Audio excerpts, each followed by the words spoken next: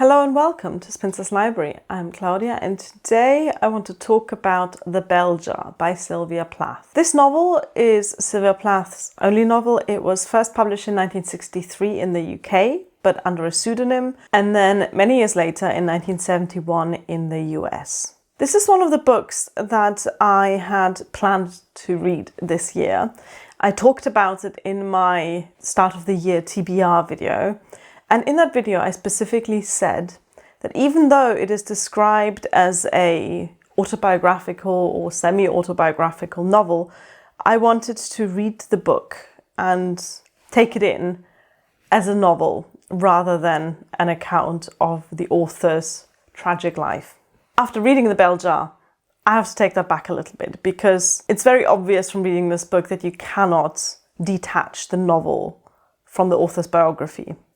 However, in this review video, I still want to focus on the novel as a novel. We are not going to be getting into Sylvia Plath's life and into the many parallels between her biography and the book.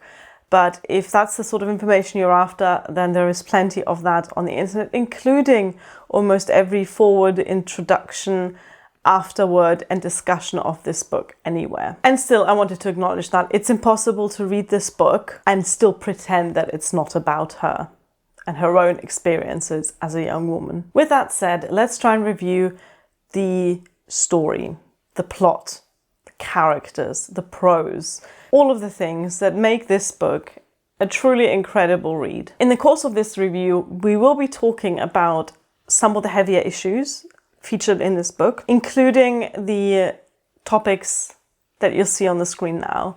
So maybe take a moment to pause this video and look at the list and figure out if that is something that you want to hear about or not, because we're not going to be censoring ourselves here. You absolutely cannot discuss The Bell Jar without also discussing the issues that this book discusses with an almost disarming frankness and openness. The novel opens with our protagonist Esther, who is I think 19 or 20 at the beginning of the book and is a university student. She's spending a summer as a sort of glamour intern at a women's magazine in New York.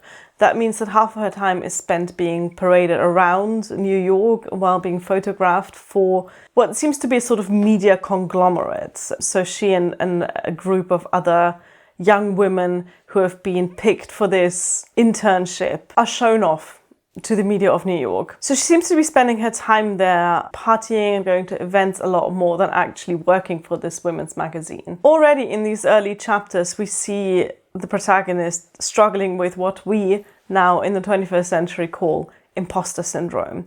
This questioning of whether she truly belongs where she is.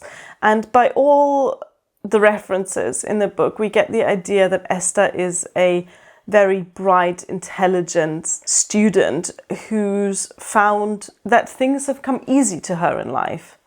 She knows how to game the system at university. She knows how to get her lecturers and professors on her side. She knows how to get good grades and write tests and how to get around the things that she's not good at. So she's been sort of cruising through her academic career in school and at university.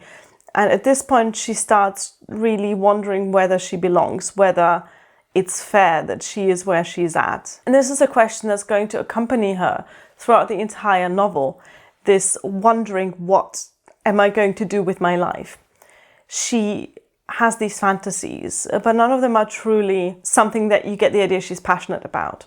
She thinks about learning German because of her German heritage. She thinks about traveling to Europe and working as a waitress. She thinks about having all of these adventures. And still, you get the idea that all of these things are making her really uncomfortable and that she cannot visualize a future for herself that she would be truly happy with. She's very clear about the things she doesn't want. She does not want to learn shorthand, for example. And this is used as a shorthand for a comfortable but very limiting life as a woman, specifically in the workforce. Because who needs shorthand in the 1950s? It's secretaries. It's people who write down other people's words. She doesn't want to do that. She has these ambitions of being a poet a writer, a journalist maybe. You also kind of need shorthand to be a journalist in the 1950s, but these early scenes in particular, where she is dealing with imposter syndrome and with wondering where life is going to take her, they are so bloody relatable. It's incredible. I'm a few years older than the protagonist at the start of the novel, but I remember that time in my life, and I feel like I never quite grew out of it. And I think this is going to be the case for a lot of readers. I don't think it's that uncommon to feel like you don't know where you're going in life, to feel like everything you do is fake in a way. If you in the comments tell me that no, I'm literally the only one, then I'm going to have a bit of a crisis. The ups and downs that Esther experiences in New York during this internship are very ups and downs. She goes through some really rough experiences, including sexual assault, including illness, including dealing with some unpleasant people in general.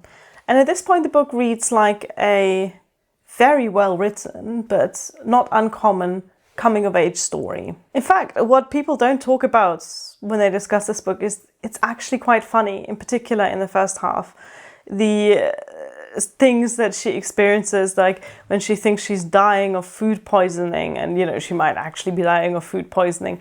There's characters that are so astutely observed that it makes you think of some of the more traditional society novels of the early 20th century. Sylvia Plath's prose is gorgeous, and to be honest, that was what I was expecting of a novel written by a woman who is best known for her poetry.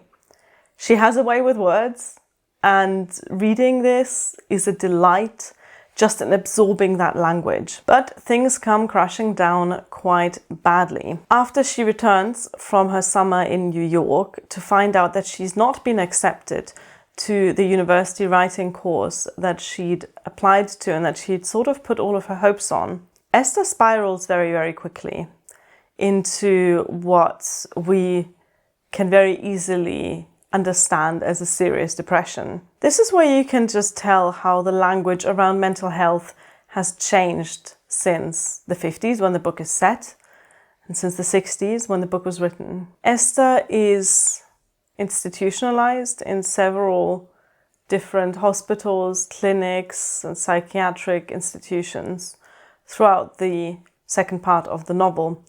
And this is a sort of insider view of the American healthcare system in general and of mental health care at the time that's quite harrowing to a modern reader, but I suspect is also quite harrowing to a reader of the time.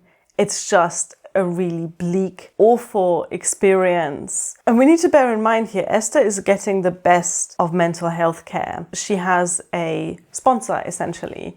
She has a benefactress, a sort of patron, who's this older lady poet, who we get the idea is very successful. She doesn't really appear as a character as much as a sort of force that moves Esther in one direction or another. And yet you read about these therapies. Obviously, the most notorious treatment of the time that we think about with horror today is electric shock treatment. This book is set in a time before antidepressants. Or at least they weren't widely available in the 1950s, if I'm not mistaken. And I'm not saying that, oh yeah, medication is just a really easy treatment for mental health disorders. I know that that's not at all how they work. But it makes you grateful for the advances in medicine that we've had since Sylvia Plath wrote this story. The way that people drift in and out of Esther's life was something I found very real and relatable and realistic. There's very few constancies in her life at this time because she's moving around, from New York, then back to her mother's house, and then in various hospitals. But there's only few people who not even stay in her life, that dip in and out of her life throughout the entirety of the book. And one of those people is her first love buddy Willard, I think. He's a really fascinating character.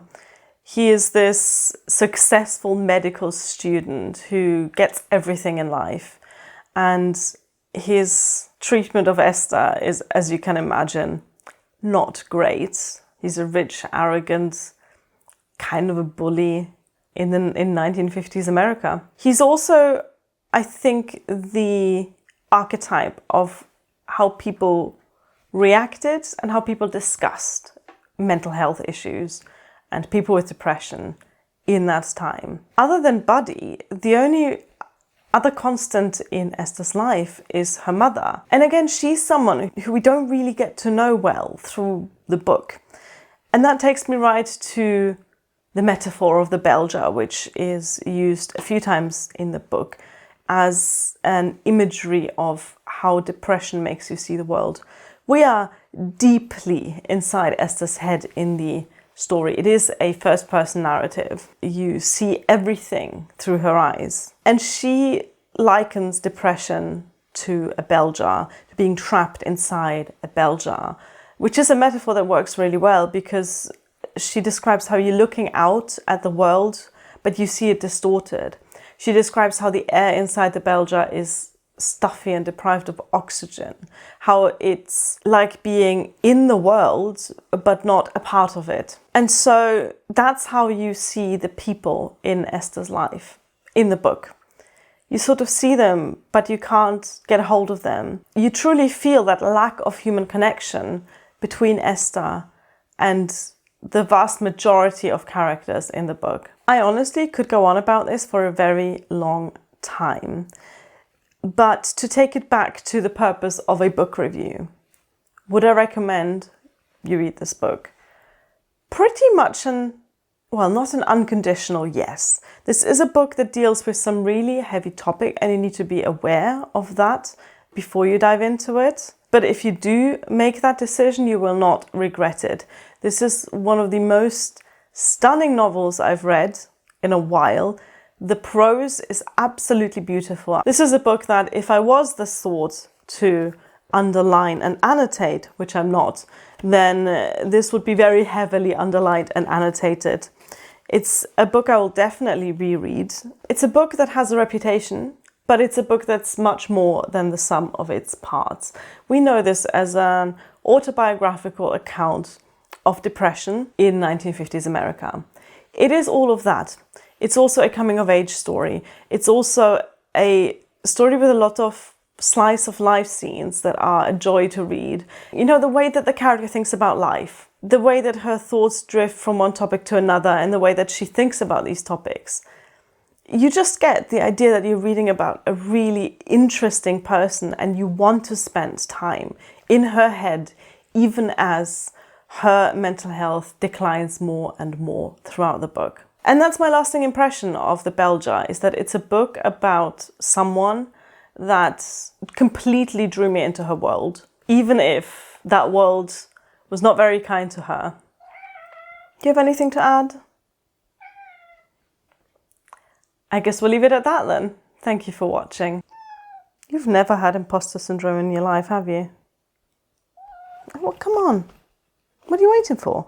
You weird little monster.